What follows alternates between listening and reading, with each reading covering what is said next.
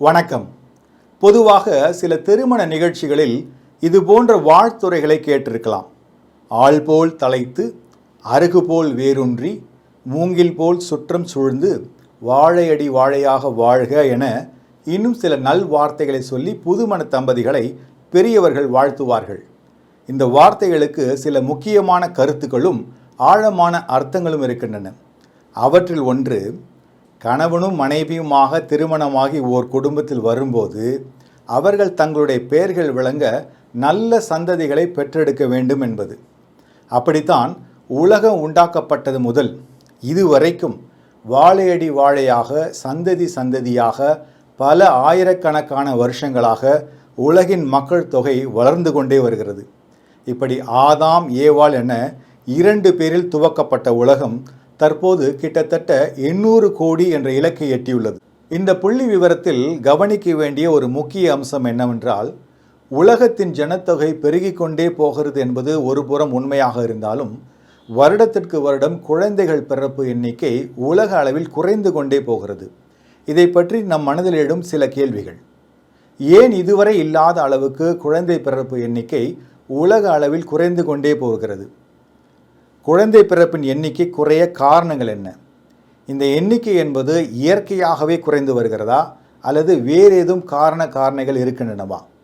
குழந்தை பிறப்பு குறைவு என்பது எந்தெந்த தேசங்களில் பிரதானமாக காணப்படுகிறது என்பதை பற்றியெல்லாம் அலசுகிறது இந்த வார செய்தி தொகுப்பு. முன்னொரு காலத்தில் நாம் சில வீடுகளுக்கு செல்லும்போது வீட்டின் முகப்பிலேயே சில புகைப்படங்கள் வைத்திருப்பார்கள்.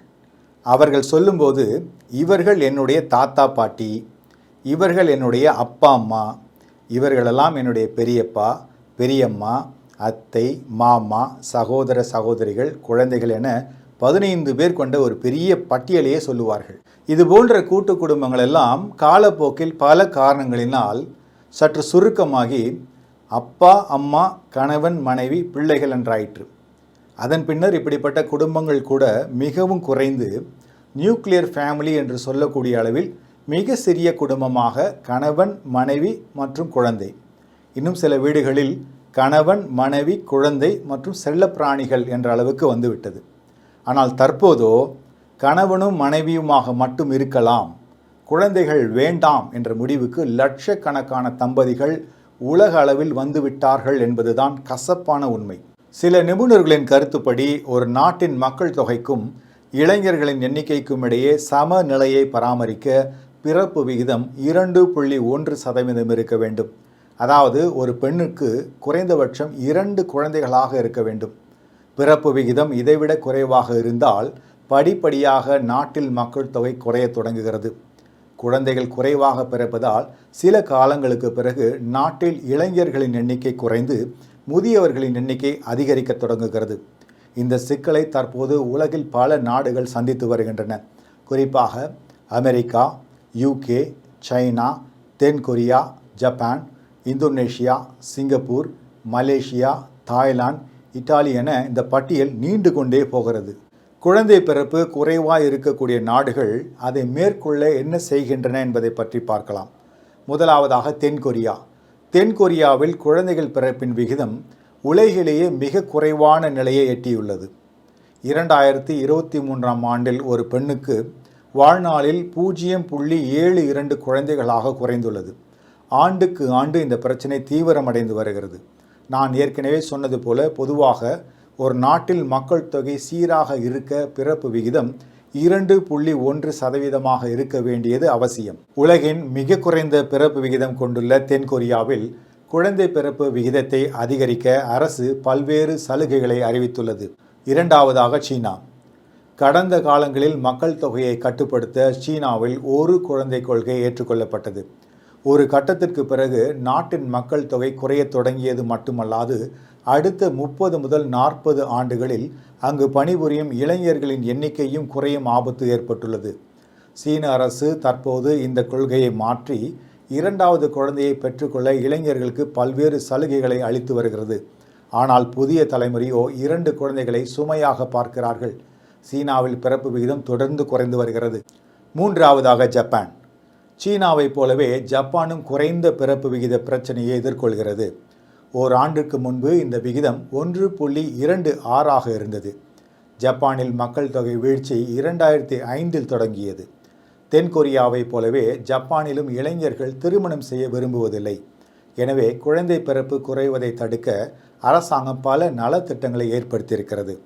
தற்போதைய பிறப்பு விகிதம் தொடர்ந்தால் அடுத்த 50 ஆண்டுகளில் ஜப்பான் மக்கள் தொகை 30% குறையும். மற்ற நாடுகளில் என்ன நடக்கிறது? ஏறக்குறைய சிங்கப்பூர், மலேசியா, தாய்லாந்து போன்ற நாடுகளிலும் இதே நிலைதான். ஆசியாவின் பிற நாடுகளிலும் மக்கள் தொகை வீழ்ச்சி காணப்படுகிறது. தாய்லாந்து, மலேசியா, ஈரான் போன்ற நாடுகளிலும் குறைவான குழந்தைகளை பெற்றுக்கொள்ளும் போக்கு அதிகரித்து வருகிறது. பெரும்பாலான ஐரோப்பிய நாடுகள் மற்றும் அமெரிக்காவிலும் பிறப்பு விகிதம் குறைந்து கொண்டே வருகிறது. இந்த போக்கு ஆப்பிரிக்காவிலும் தலை தூக்குகிறது. மாறி வரும் உலகில் திருமணம் செய்து கொண்டு குழந்தைகளை பெற்றுக்கொள்ள வேண்டும் என்ற ஆசை குறைந்து கொண்டே வருகிறது. உலக அளவில் குழந்தை பிறப்பு குறைவதற்கு 3 முக்கிய காரணங்கள் இருக்கின்றன. முதலாவதாக முறையற்ற உறவு முறைகள், living together, LGBTQ, dink, dual income no kid போன்றவைகள்.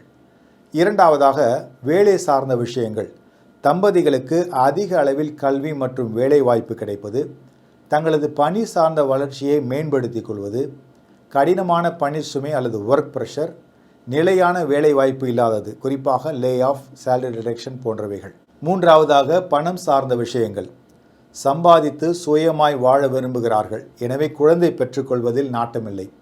குழந்தை வந்துவிட்டால் கல்வி செலவுகள், வாழ்க்கை செலவுகள் அதிகமாகிவிடும் என்று நினைக்கிறார்கள். மக்களின் சம்பளம் அதிகரிக்கவில்லை என்ற எண்ணம்.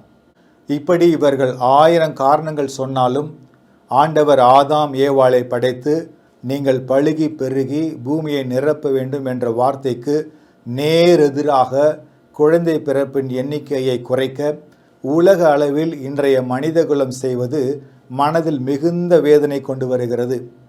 இந்த போக்கு நீடித்தால் உலகம் என்னவாகும்? இது ஜனங்களை எங்கே போய் நிறுத்தும் என்பது நம் மனதில் மிகப்பெரிய கேள்வியாகத்தான் இருக்கிறது. மீண்டும் அடுத்த வாரம் இன்னொரு பதிவில் சந்திக்கிறேன். வணக்கம்.